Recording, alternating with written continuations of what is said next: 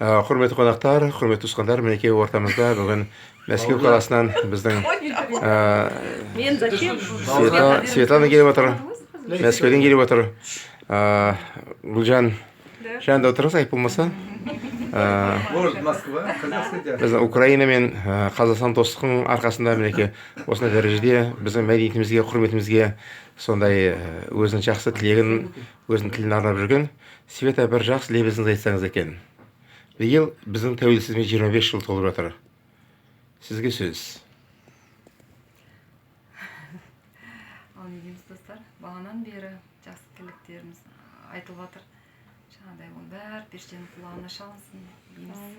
Жаңағыдай 25 жыл болды тәуелсіздігімізге. Құдай қаласа осы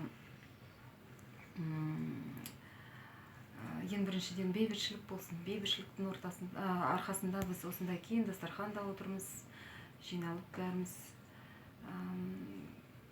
Қазақстан, Астана болсын, Шымкент болсын, жарқырай берсін, Құдай қаласа мықты болсын. Бейбітшілік, әрқашан бейбітшілік болсын. Дейміз.